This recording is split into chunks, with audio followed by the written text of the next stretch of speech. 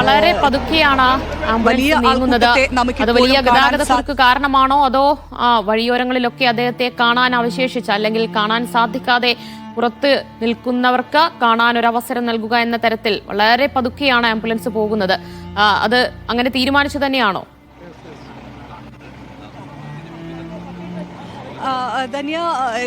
ദിവ്യ, അങ്ങനെ തീരുമാനിച്ചതാണെന്ന് നമുക്ക് പറയാൻ കഴിയില്ല. കാരണം നമ്മളിപ്പോൾ കാണുന്ന ദൃശ്യങ്ങളിലുള്ളത് അദ്ദേഹത്തെ കാണാൻ ആളുകൾ കാത്തു നിൽക്കുന്നതാണ്. ഈ റോഡിൻ്റെ രണ്ട് വശങ്ങളിലും ആളുകളുണ്ട്.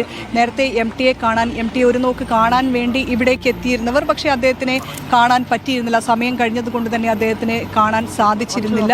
അപ്പോൾ അദ്ദേഹത്തെ ഏറ്റവും അവസാനമായി പോകുമ്പോൾ, അന്ത്യയാത്ര പോകുമ്പോൾ അദ്ദേഹത്തെ കാണാൻ ചുറ്റും ആളുകൾ നിൽക്കുന്നത് നമുക്ക് കാണാം. ഒപ്പം തന്നെ ഈ ഒരു അന്ത്യയാത്ര അദ്ദേഹം വിലാപയാത്ര ആഗ്രഹിക്കുന്നില്ല എന്ന് പറഞ്ഞെങ്കിൽ പോലും ഇപ്പോൾ അതൊരു വിലാപയാത്രയായി മാറുന്നതാണ് നമുക്ക് കാണാൻ സാധിക്കുന്നത്. ആംബുലൻസിന് തൊട്ട് പിന്നിൽ ഒരുപാട് ആളുകൾ അദ്ദേഹത്തിനെ അനുഗമിക്കുന്നുണ്ട്. ഏറ്റവും അവസാന യാത്രയ്ക്കായി MT സിത്താര വിട്ടിറങ്ങുമ്പോൾ അദ്ദേഹത്തിനൊപ്പം തന്നെ അവരും കൂടെ വരികയാണ്. നമുക്ക് കാണാം ആ ആംബുലൻസിന് പിന്നിൽ നടന്നു വരുന്ന കുറേയേറെ മനുഷ്യരെ നമുക്ക് കാണാം. MTയെ നെഞ്ചോട് ചേർത്ത, MT എന്ന രണ്ടക്ഷരത്തെ അടയാളപ്പെടുത്തിയ അത്രയേറെ തങ്ങളുടെ പ്രിയപ്പെട്ട സാഹിത്യകാരനെ ഏറ്റവും അവസാന നിമിഷം അന്തിമോപചാരം അർപ്പിക്കാൻ, അന്ത്യയാത്ര നൽകാൻ എത്തിയവരാണ് ഈ കാണുന്നതെല്ലാം തന്നെ. ഇവിടെ നിന്നും കുറച്ചേറെ ദൂരം തന്നെ കടന്നു പോകാനുണ്ട്. 2 കിലോമീറ്റർ എന്ന് പറയുമ്പോൾ കുറച്ച് ദൂരം തന്നെ കടന്നു പോകാനുണ്ട്. എങ്കിൽ പോലും അതിനൊപ്പം തന്നെ എത്തുകയാണ്. MT ഒരു വിലാപയാത്രയായി തന്നെ ഇപ്പോൾ കടന്നു പോകുന്നു എന്ന് തന്നെ നമുക്ക് പറയാം. വലിയൊരു വിലാപയാത്രയല്ല, തീരുമാനിച്ചിട്ടുമില്ല, ഇങ്ങനെയൊരു വിലാപയാത്ര തീരുമാനിച്ചിട്ടുമില്ല. പക്ഷേ അത് അങ്ങനെയായി മാറുകയാണ്. ആംബുലൻസിനൊപ്പം തന്നെ MTയെ കൊണ്ടുവരുന്ന, MT ഉള്ള ആംബുലൻസിനൊപ്പം തന്നെ അതിനൊപ്പം നടന്നുകൊണ്ട് ആളുകൾ എത്തുന്നതാണ് നമുക്ക് കാണാൻ സാധിക്കുന്നത്. MT വാസുദേവൻ നായർ എന്ന് പറയുമ്പോൾ എങ്ങനെ അദ്ദേഹം എഴുത്തിൻ്റെ പെരുന്തച്ഛനായി മാറി എന്നുള്ളത് നമുക്കറിയാം. അദ്ദേഹം എഴുതിയ ഓരോ എഴുത്തും, അദ്ദേഹം സൃഷ്ടിച്ച ഓരോ കഥാപാത്രങ്ങളും അത്രത്തോളം മനുഷ്യനെ ചിന്തിപ്പിക്കുകയും ആസ്വദിപ്പിക്കുകയും ചെയ്യുന്നുണ്ടായിരുന്നു. അവരുടെ മനസ്സിൽ പ്രണയത്തിൻ്റെ, വിരഹത്തിൻ്റെ നോവനുഭവിച്ച, കാത്തിരിപ്പിൻ്റെ നോവനുഭവിച്ച MT വാസുദേവൻ നായരാണ് ഇപ്പോൾ ഇവിടെ നിന്നും വിടവാങ്ങുന്നത്. ഇപ്പോൾ കുറച്ചുകൂടെ വേഗത്തിൽ മൃതദേഹം വഹിച്ചുള്ള ആംബുലൻസ് കടന്നു പോകുന്നുണ്ട്. ആളുകൾക്ക് ഒരു പക്ഷേ അങ്ങനെ ഒരു വിലാപയാത്രയായിക്കൊണ്ട് ഇനി കുറച്ച് സമയമെടുക്കും. യാത്ര പെട്ടെന്ന് വരാൻ പറ്റില്ല.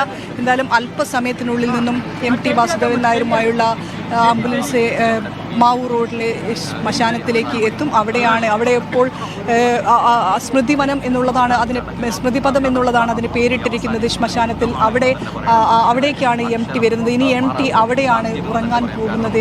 നമുക്ക് MT എന്ന് പറയുമ്പോൾ നമ്മുടെ മനസ്സിലേക്ക് ഓടിയെത്തുന്ന ഒരുപാട് കഥാപാത്രങ്ങളുണ്ട്. സേതുവുണ്ട്, വേലായുധനുണ്ട്, ഭീമനുണ്ട്.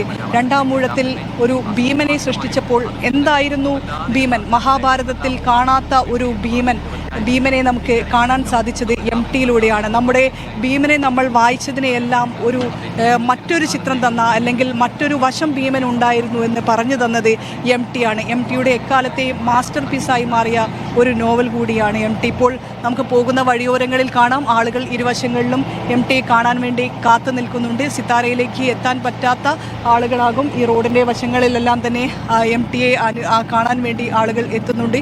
ഇപ്പോൾ അനുഗമിച്ചിരുന്ന ആളുകളെല്ലാം തന്നെ വേഗത കൈവന്നിട്ടുണ്ട്.